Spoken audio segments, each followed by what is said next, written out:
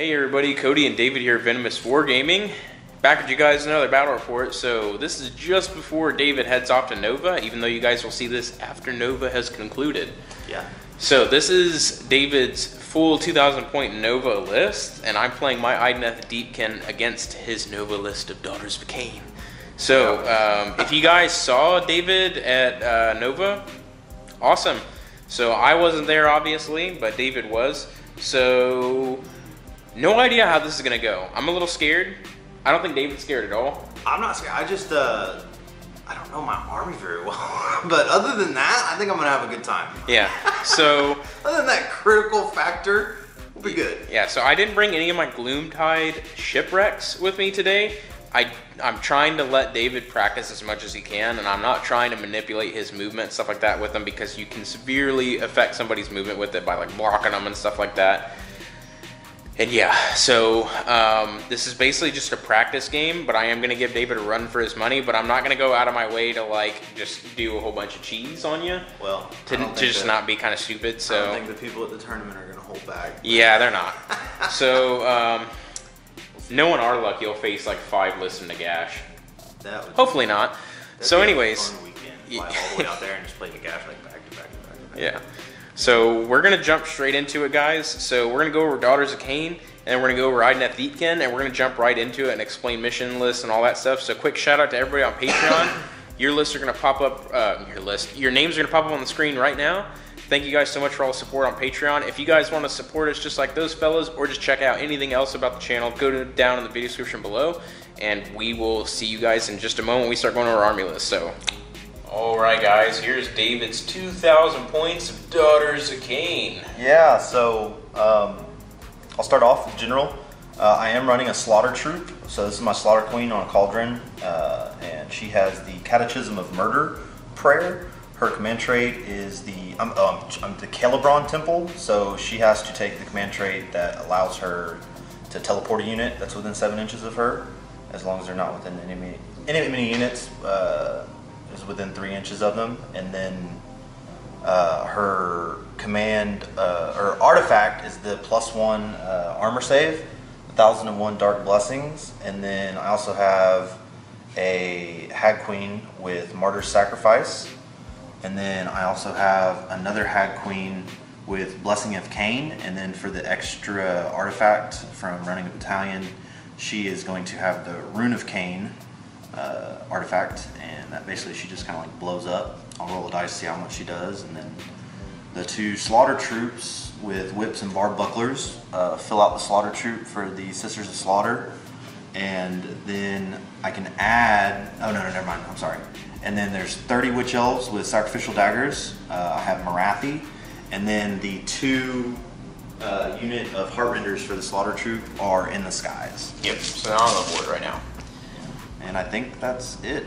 Okay, so we only have 1 Hag Queen that's not fully painted. She's right there in the middle. My bad, guys. So she'll be done tonight, so just pretend she's not there. I'll kill her first for you guys. So that's that. We're going to jump over to Idoneth. Alright guys, here we are, 2,000 points of Idoneth Deepkin. So starting things off from the top, I got an Achalian King on his Narwhal Deepmare Bro, and stereotypical Achalian King that I've always been running, Bladed Polearm, is his loadout with Born from Agony command trait to increase his wounds characteristic by 2. His artifact is going to be the Armor of Sithai to make him -1 to hit in close combat, because you'll see why later. Hopefully, if he lives, as long as Marathi doesn't like mind blow him up him. Yeah, whatever that means. I don't know, I can't English sometimes. And that's it for my Achalian King. He is the general, which makes the 3 units of Eels battle line. My other leaders are a Isharan Tidecaster. She has the spell called Tide of Fear. So basically, it has a casting value of 6. If successfully cast, pick an enemy unit within 12 inches of them that is visible. Until your next hero phase, you subtract 1 from their hit rolls. And actually, sorry, not Tide of Fear, Arcane Corrosion. Basically, measure out distance, however far away they are, they take mortal wounds based on the difference. So if it's 12 to... Yeah, if it's up to 12, it's 1 mortal wound. If it's between 12 and up to 24, it's 2. If it's more than 24 and up to 36, it's 3 mortal wounds. Any distance greater than 36 up to 48 is 4 mortal wounds instead. So I'm going to use it while I can. I don't know how effective that's going to be. It is against the closest enemy unit, but they're going to be coming at me, and I'm going to be going towards them, so she's going to try and do what she can with Arcane Corrosion. No other artifacts or anything. I'm not running any battalions. My other hero is my Idoneth Deepkin, the Aspect of the Sea variant. His special spell that I'm going to take from Lore of the Deep is the Vorpal Maelstrom. So pick a point on the battlefield within 18 inches. Casting value is on a 6. Roll a dice for each unit within 3 inches of that point. If the dice roll for a unit is less than or equal to the number of models in the unit, then that unit suffers D3 mortal wounds. So that'll be pretty good against witches and 2 big old units of Sisters of Slaughter. That'll be nice for him, and other than that, he has nothing else special about him. For the rest of the army now, I do have an Achillean Leviathan. So yeah, just big old sea turtle. Nothing special about him. And then I have 2 units of 6 Morsar Guard, 6 in each, obviously, and then a unit of 3 Ishleyan Guard to be the bodyguards of this army. I actually moved the one back there, so I gotta put him back in here. See, she actually fell off her base, so we had to like fix her with some sticky tack and stuff like that. Because I hate these bases; they really suck. For all you Idoneth players that have glued eels, you really know the struggle.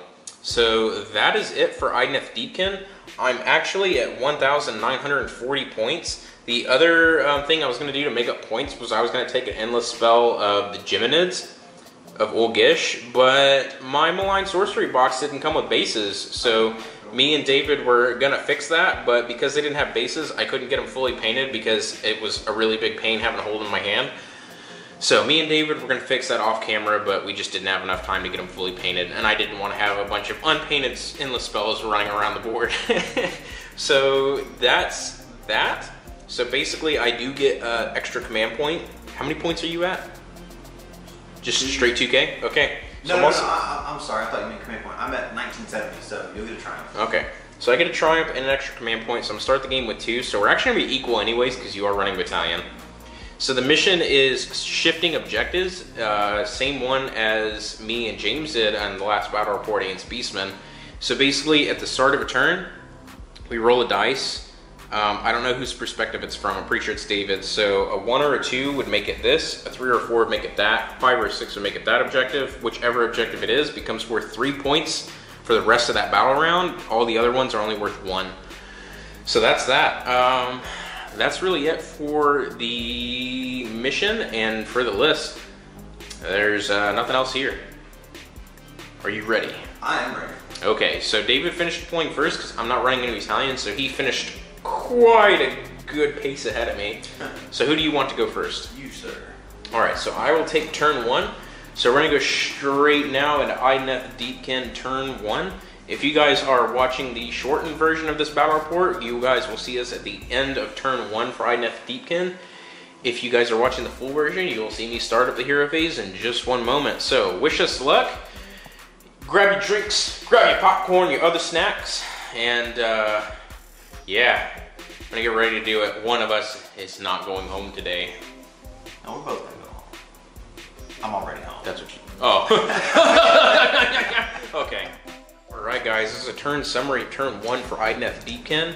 This is the prize objective worth 3 points, so I basically moved my entire army over at this angle to try and secure this, which I did at the end of the turn. In my hero phase, I did manage to cast Arcane Corrosion successfully from my Ishar and Tidecaster. She ended up causing 3 mortal wounds and killing 3 of the witches from the center unit there. And the Idoneth Deepkin, he did end up casting Mystic Shield successfully onto the unit of Ishleyan Guard, so they're all okay.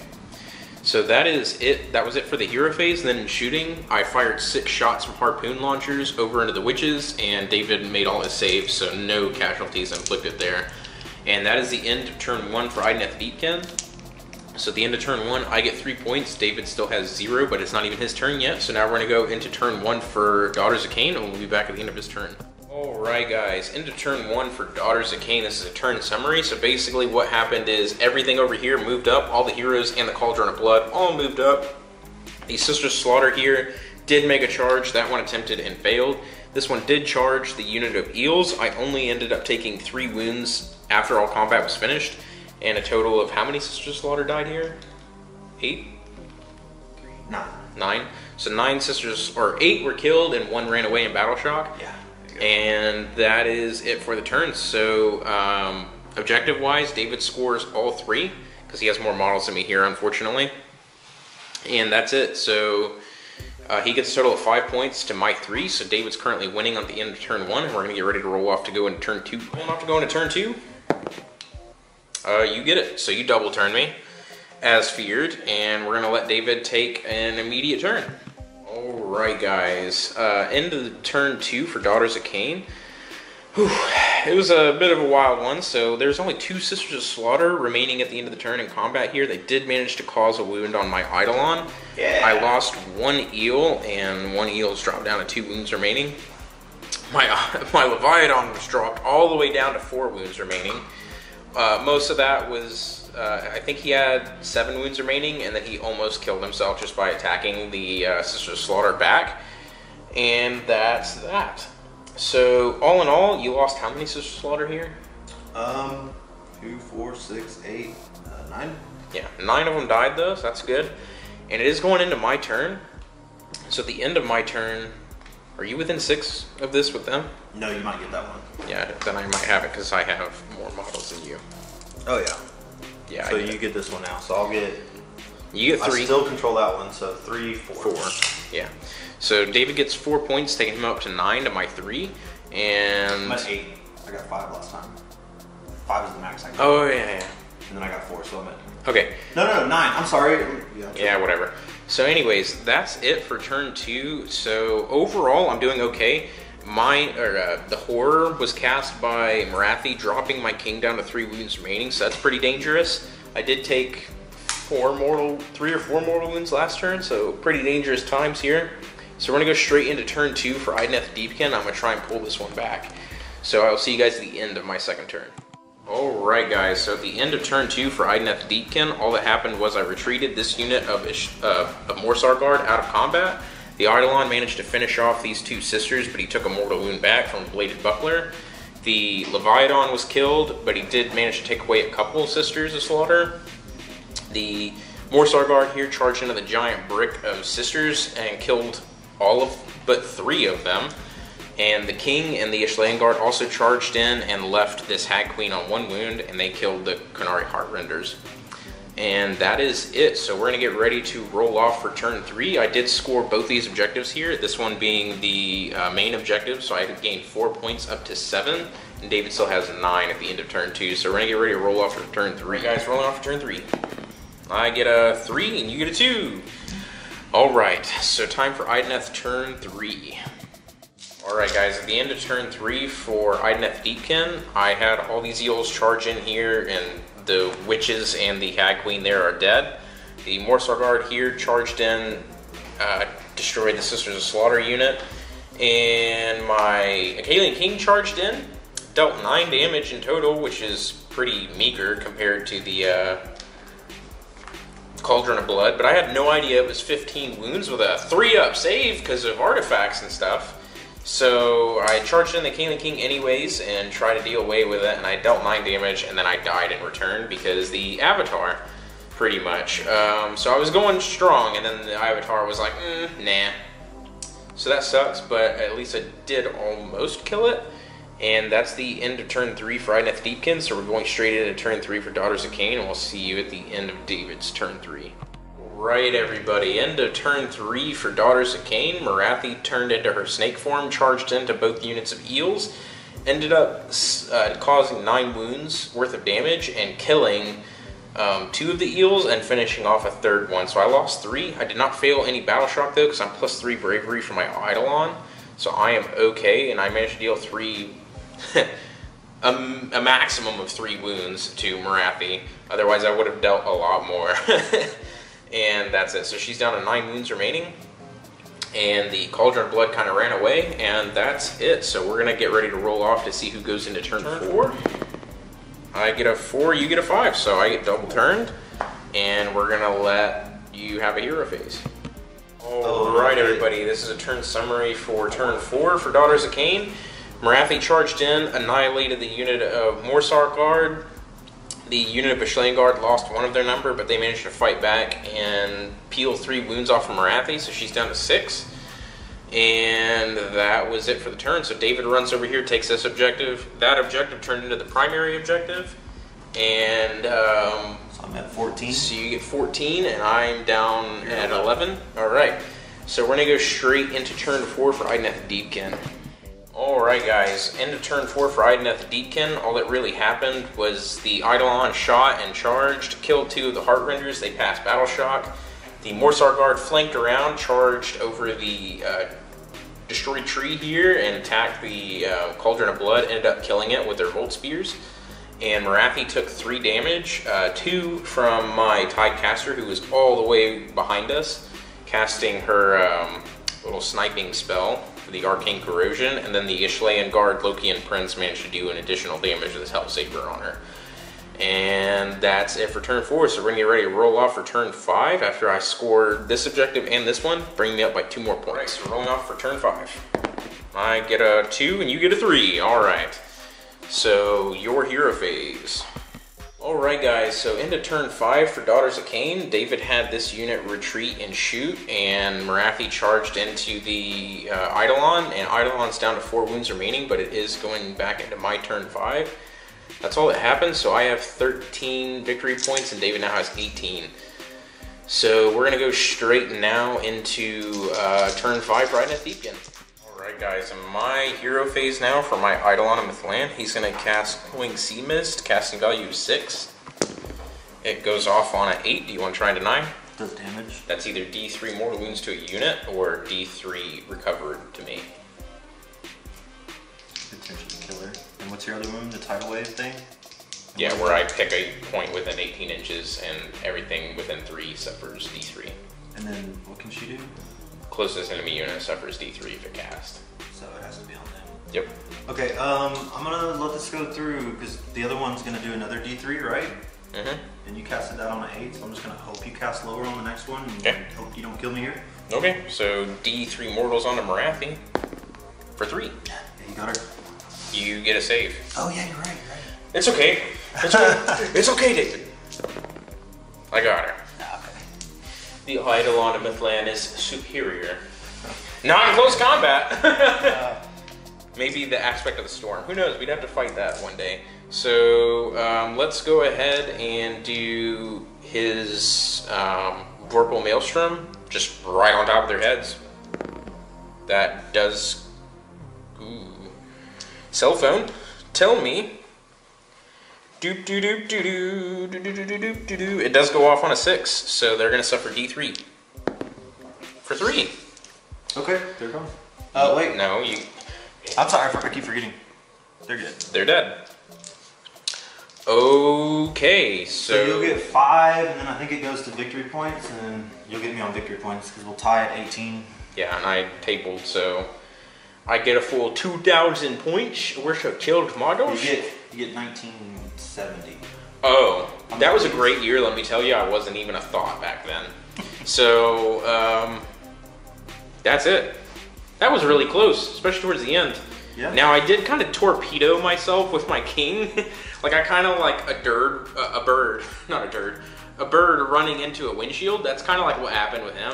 Oh. He just, like a Windex commercial. You know those crows, like they would slam into the patio door? I do.